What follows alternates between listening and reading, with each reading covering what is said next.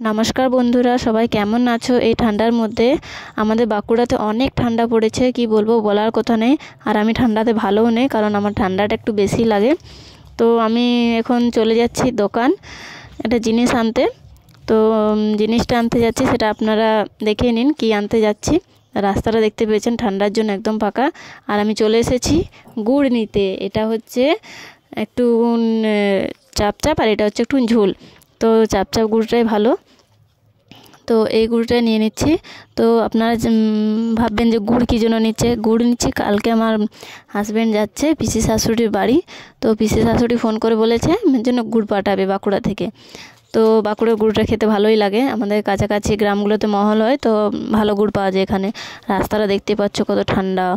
আর দোকানটা হচ্ছে আমাদের বাড়ি থেকে 5-10 মিনিটের রাস্তা, যদিও তবুও যেতে এত কষ্ট লাগছে ঠান্ডার মধ্যে, ভালো লাগছে না, কিন্তু যেতে হবে, উপায় নেই। তো আমি গুড়টা নিয়ে বাড়ি ফিরে যাচ্ছি, আর বাড়ি পৌঁছেও গেছি।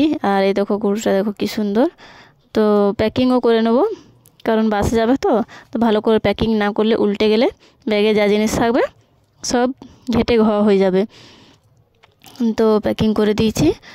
আর এইদিকে আমার হাজব্যান্ড চলে এসছে বাড়ি, খাওয়া দাওয়া কমপ্লিট করে নিয়েছে। তো ওরা রেডিও হয়ে গেছে, এরপর বেরিয়ে পড়ছে, বাসে যাবে ওরা, 8:30টায় বাস। তো ওরা বাস ধরার জন্য বেরিয়ে পড়েছে। তো আর কিছু বললাম না, বাই।